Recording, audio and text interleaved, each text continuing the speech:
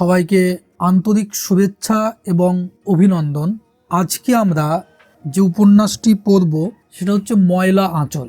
খুব বড় একটি উপন্যাস, 400-র কাছে পেজ। মার্কেটে বই সেরকম পাওয়া যায় না, তো এটা তোমরা দেখো, যাদের দরকার, যাদের প্রয়োজন তারা দেখবে, শুনবে। তোমরা গোদান বলে একটা সাহিত্যের নাম শুনেছ। তো গোদান হিন্দু সাহিত্যের সুপ্রতিষ্ঠিত স্থপতি প্রেমচাঁদের শেষ উপন্যাস, আর ময়লা আঁচল হচ্ছে সমকালীন হিন্দি লেখক ফণীশ্বরনাথ রেণুর প্রথম উপন্যাস। তো 1954 সালে ময়লা আঁচল যখন প্রথম প্রকাশিত হয় তখন বহু সমালোচক এই বইটিকে গোদানের সঙ্গে তুলনা করেছিলেন। একদিকে ময়লা আঁচল আর একদিকে গোদান। পরলোকগত সমীক্ষক নলিন বিলোচন শর্মা, সেই নলিন বিলোচন শর্মা তো সুস্পষ্ট প্রত্যয়ের সঙ্গে মন্তব্য করেছিলেন।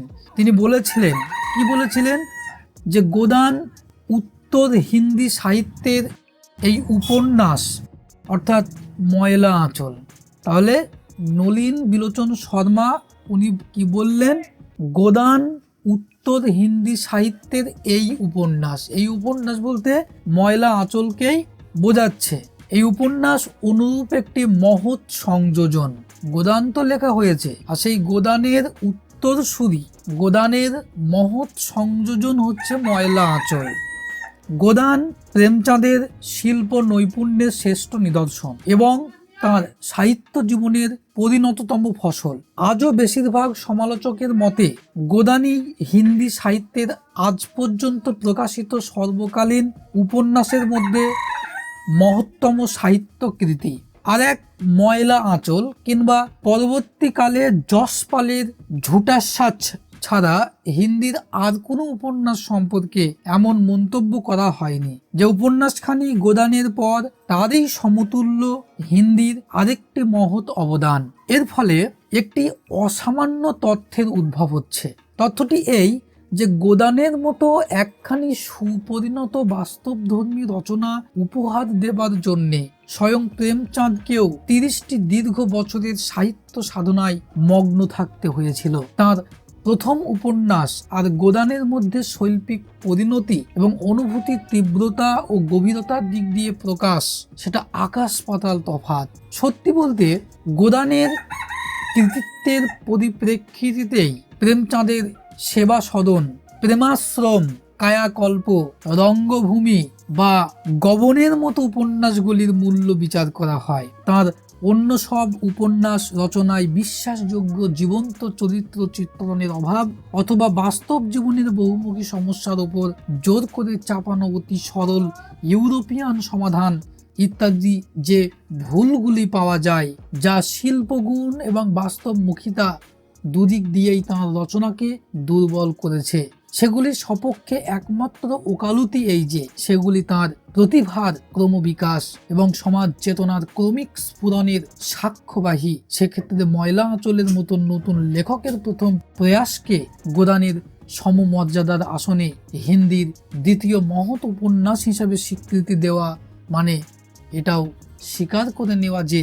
30 বছরের সুদীর্ঘ সাহিত্য পরিক্রমার অন্তে প্রেমচাঁদের কথাশিল্পের যে তুঙ্গ শীর্ষে পৌঁছিয়েছেন রেণু, তার পর্যটনের প্রথম পদক্ষেপ শুরুই করেছেন সেই শিখর ভূমি থেকে। কিংবা আরো সরলভাবে বলতে গেলে যে পরিণত সাহিত্য চিন্তা, যে বিশ্বজননী বোধের ব্যাপ্তি আর লিখন প্রতিভার মূলধন নিয়ে ফণীশ্বরনাথ সাহিত্য ক্ষেত্রে নেমেছেন, সেই বোধ আর সেই প্রতিভা অর্জন করতে প্রেমচাঁদকে 30 বছর ব্যাপী বহু কানা গলি আর সংকীর্ণ আঁকাবাঁকা পথে হাত দিয়ে বেড়াতে হয়েছে। এটা শুধু একটা তথ্যের প্রতি অঙ্গুলি সংকেত। এটাকে সাহিত্য কৃতির মূল্য নিরূপণ বলে ভাবলে ভুল হবে। বিশ্ব সাহিত্যের ইতিহাস পর্যালোচনা করলে এটা স্পষ্ট দেখা যাবে যে টলস্টয়, দস্তয়েভস্কি, ডিকেন্স বা হার্ডি বলুন, তাদের প্রথম জীবনের রচনা, তাদের পরিণত কীর্তির ফসলগুলি দুর্বল অসমর্থ রচনাতেও শিল্পগত শৈথিল্য বস্তু চেতনায় অভাব, অযথা প্রকৃতি চিত্রণের বাড়াবাড়ি, ব্যক্তিত্ববিহীন চরিত্রের ভিড় অথবা ঘটনা প্রবাহের গতির ওপর নিজস্ব ভাববাদী আদর্শানুরাগ, সরল সমাধান চাপানোর জোড়াতালির প্রয়োগ প্রবণতার দেখা মেলে না। বরং ওইসব গোড়ার দিকের রচনাও তাদের স্বকীয় বৈশিষ্ট্যে স্বাক্ষর এবং স্বনির্ভর সৃজন শক্তির অস্তিত্বের পরিচয় বহন করে। যদিও তারা ক্যানভাস ছোট এবং ফলত পরিধির ব্যাপ্তির দিক থেকে তাদের পরবর্তী সৃষ্টির তুলনায় জীবনের ছবি অনেক বড়, অনেকাংশে সংকীর্ণ, ছোট বড় নয়। কিন্তু বিশ্ব সাহিত্যের বিস্তীর্ণ প্রাঙ্গণে এর ব্যতিক্রম কিছু কিছু পাওয়া যায়, যেমন ডন কুইক্সোটের রচয়িতা কিংবা ধীর বহে ডনের স্রষ্টা রুশ লেখক ফলকভ, যাদের প্রথম রচনায় বিশ্ব সাহিত্যের দরবারে সম্মানের আসন করে নিয়েছে এবং উত্তরকালে ওই লেখকদের আর কোনো রচনায় তাদের প্রথম সৃষ্টির কাছাকাছি পৌঁছতে পারেনি। বিশ্ব সাহিত্যের ক্ষেত্রে নয়, হিন্দির সীমিত পরিসরের ভেতরে অজ্ঞেয় এই নামটি উচ্চারিত হওয়ার যোগ্য যার পরবর্তী উপন্যাসগুলি কোনোটি তাঁর পূর্বরচিত শেখর একটি জীবন কথার সমমানে উন্নীত হতে পারেনি। পক্ষান্তরে যশপাল, অমৃতলাল নাগর, উপেন্দ্রনাথ অশোক বা নাগার্জুন, যারই নাম করি, তাদের সকলকেই নিজস্ব সাহিত্য প্রতিভার সার্থক উন্মেষের জন্যে অনেকগুলি শৃঙ্গ অতিক্রম করে আসতে হয়েছে। ময়লা আঁচল এই প্রচলিত পথ পরিক্রমণের ইতিহাসে এমনই এক বলিষ্ঠ বিরল ব্যাকরম যে সাহিত্য সমালোচকদের মনে সংশয় ছিল। হয়তোবা রেনু ও তাঁর যাত্রাপথের সূচনাতেই নিজের মুখোমুখি সাহিত্যকৃতির সেই মাত্রাতিরিক্ত উঁচুমানের অলঙ্ঘ শিলাখণ্ডটি স্থাপন করে বসলেন, যাকে লঙ্ঘন করা তাঁর নিজের পক্ষেই অসম্ভব না হলেও দুঃসাধ্য তো হবেই। হয়তো তাঁর জন্যেও অপেক্ষা করছে সেই একই বন্ধা ভবিষ্যৎ, যেমনটি ঘটেছিল সারবান্তে কি শলকবের বেলায়। তারা আশঙ্কা করেছিলেন যাত্রার প্রথম পদক্ষেপে উত্তঙ্গ শিখর ছোঁয়া সাফল্য হয়তো রেনুকে উচ্চতর শিখর আহরণের পরিবর্তে অবনমনের করুণ পিচ্ছিল বর্তে নিক্ষেপ করবে। সৌভাগ্যের কথা, এর 2 বছর পরেই রেনুর দ্বিতীয় উপন্যাস ধরতী পরিকথা প্রকাশ পেল এবং সঙ্গে সঙ্গে প্রমাণ হয়ে গেল তাঁর সম্পর্কে সমস্ত কল্পিত আশঙ্কা অমূলক। গোদান এবং ময়লা আঁচল দুখানি উপন্যাসই সমষ্টি জীবন ভিত্তিক একথা স্বীকার করে নিয়েও স্বয়ং নলিন বিলোচন শর্মা একটি বিচিত্র যুক্তির উপস্থাপন করেন যে গোদানের মুখ্য উপজীব্য সমগ্র ভারতীয় জীবন হচ্ছে গোদানের মুখ্য উপজীব্য এবং ময়লা আঁচলের আখ্যানভূমি তথা মূল চরিত্র হচ্ছে বিহারের এক ক্ষুদ্র অঞ্চল, বুঝতে পেরেছো?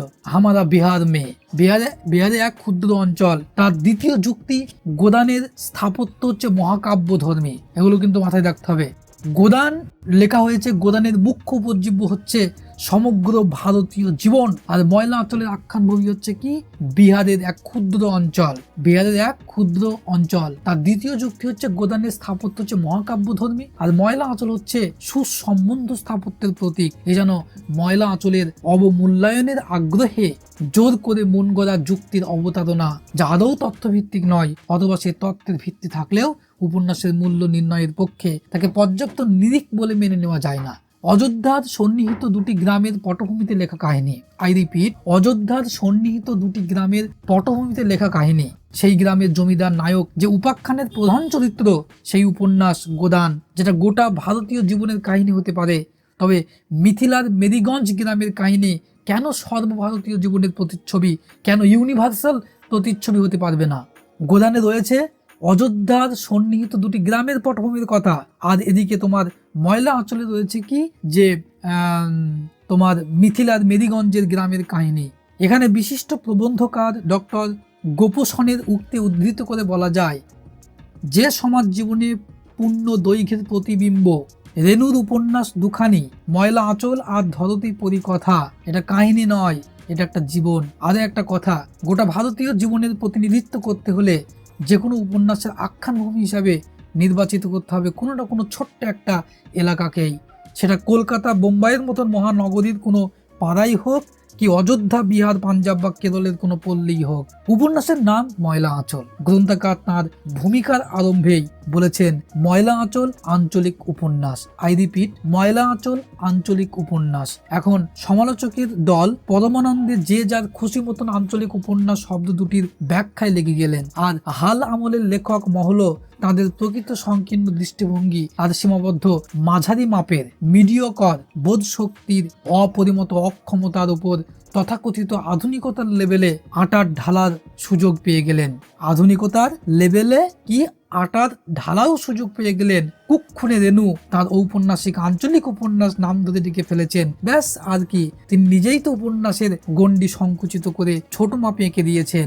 আর যেহেতু ইদানিং চারিদিকে নগরীকরণের অর্থাৎ আরবানাইজেশন, নগর করা সাঁজো সাঁজো রব উঠেছে, একটা গ্রামকে, একটা অঞ্চলকে নগরে পরিণত করতে গেলে যা যা উপকরণ দরকার তাই তাই নিয়ে সাঁজো সাঁজো রব উঠেছে। অতএব আধুনিক মানব গোষ্ঠীর স্বাদ, আহ্লাদ, হাসি, কান্না, লাজ, ভয়, ক্রিয়া, কুণ্ঠা, জীবনে যা কিছু কেমন কঠোর সৎ বৃত্তি, তার রূপায়ণে এক অদ্বিতীয় দর্পণ শহর হতেই হবে।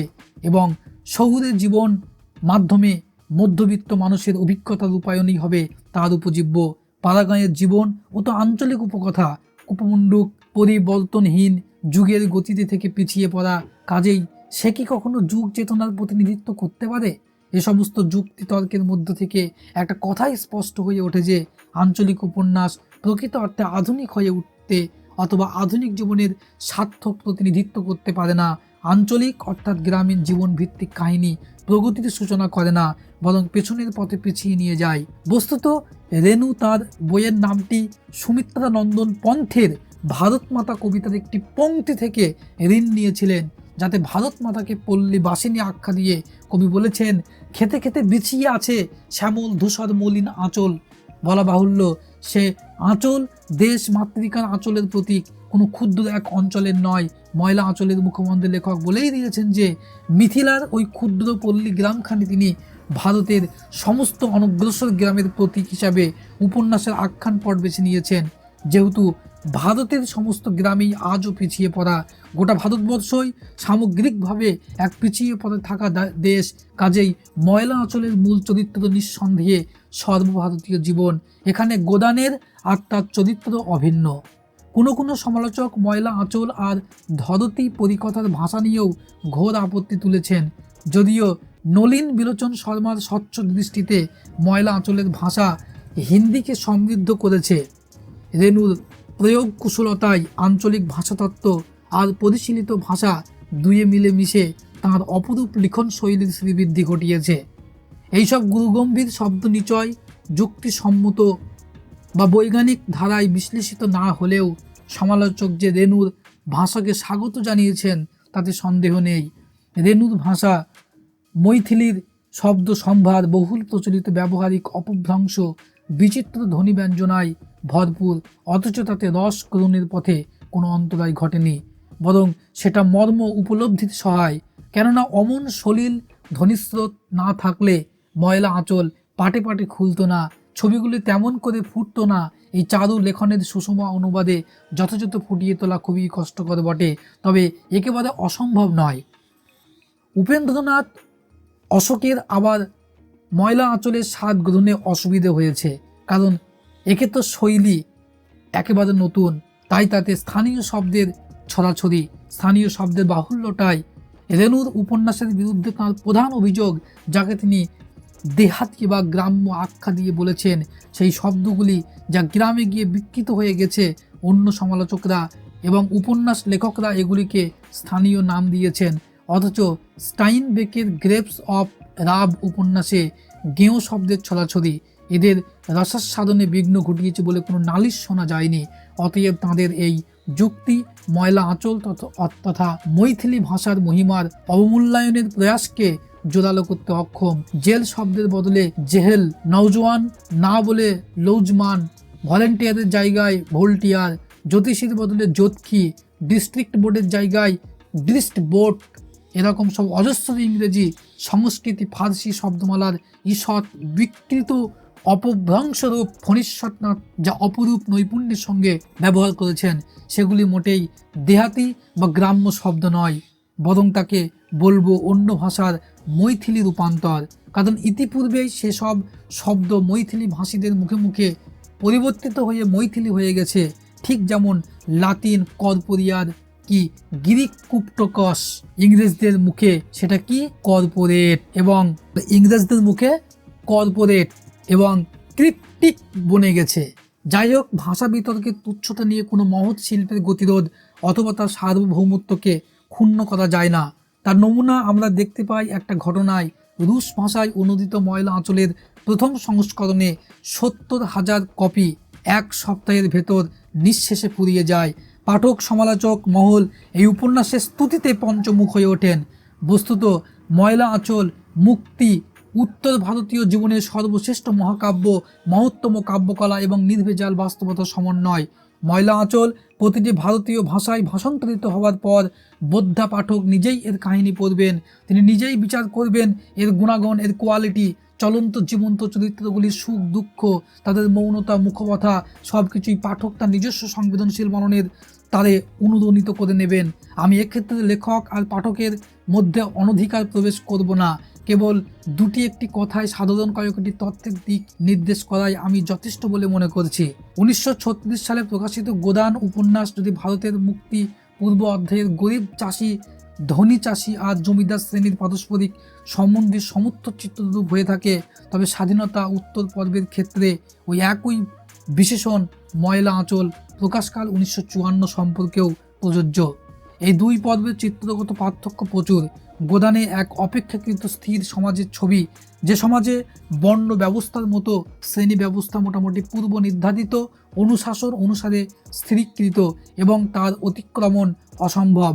পক্ষান্তরে ময়লা আঁচলে শুধু কিষাণ কেন, তথাকথিত ছোট জাত, উপজাতি আর আদিবাসীদের ভেতরেও তাদের জন্য পূর্ব নির্দিষ্ট বাধা মাপের আওতা ছাড়িয়ে উঠবার অদম্য আকুলতা, বর্ণগত শ্রেণীগত উভয় বাঁধন কাটিয়ে ওঠার প্রচণ্ড অস্থিরতার ছবি দেখা যায়। সেই সঙ্গে সাবেকি আমলেও মজবুত শেকলের ফাঁস আর নিপুণ ফাঁদের আয়োজন, ফাঁকি, ভাঁওতা, জাল, জোচ্চুরি, চাঁদি, চাবুক, এক চোখামির অষ্টপাশে নিপীড়িত মানুষের মাথাচাড়া দেবার সামান্য প্রয়াসকেও গুঁড়িয়ে ফেলার সাফল্যের নির্মম করুণ ইতিবৃত্তও এই উপন্যাসের ছত্রে ছত্রে চিত্রিত। স্বাধীনতার পর ভারতে ভোটদানের ব্যবস্থা, বিবিধ গণতান্ত্রিক অধিকারের বৈধ সংরক্ষণ ব্যবস্থা, সমাজবাদের প্রতি স্বঘোষিত আনুগত্য, নিষ্ঠার সংকল্পবাণী, প্রগতি পরিকল্পনা এবং শিল্পায়নের অগণিত বিধিবদ্ধ প্রয়াস, সমস্ত কিছু সত্ত্বেও কায়েমি স্বার্থবাজদের অতি চতুর চক্রান্ত সকল কূট কৌশল সমস্ত মানুষের জাগরণে কল্যাণ স্বপ্নকে নিয়মিত চুরমার করে চলেছে। সেই ধ্বংসক্রিয়া স্বাধীনতার পরে আরও তেজিয়ান হয়ে চলেছে। তারই পরিণামে স্বাধীন ভারতে আজকের গরিব কাল কাঙাল পরশু ভিখিরি হয়ে পড়ছে, ধনী আরও বিত্তমান, আরও পর্যন্ত আরও আয়ুষ্মান হয়ে উঠছে, যার টাকা পয়সা বেশি আছে সে আরও টাকা পয়সার লোক হয়ে উঠছে। এই সর্বনাশা মারণ যজ্ঞের সফল চিত্ররূপ ময়লা আঁচল। সমাজ জীবনে এবং ব্যক্তি মানুষে এই বিনিষ্টির প্রতিক্রিয়া যে কত গভীর, কত ব্যাপক, ময়লা আঁচলে তা সুস্পষ্ট রূপে প্রতিবিম্বিত হয়েছে।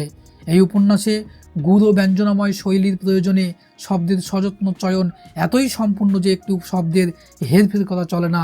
সমাজে ওঠাপড়ার সঙ্গে উপন্যাসের ক্ষুদ্রাতি ক্ষুদ্র চরিত্রটিও যেন সম্পৃক্ত, আশপাশের দুনিয়া জাগরণের প্রতি নিত্য সচেতন, জীবনের সমস্যার প্রতি তাদের আদৌ নেই নিষ্পৃহ ঔদাসীন্য, হতে পারে তাদের পাড়া গাঁয়ে প্রতিক্রিয়ার ধাঁচ, শহুরে মধ্যবিত্ত দৃষ্টিতে খাপছাড়া আর বেমানান, তা বলে শহুরে ক্ষুদ্রতা আর পঙ্কিল উচ্ছৃঙ্খলতা থেকে তা অনেক ঊর্ধ্বে।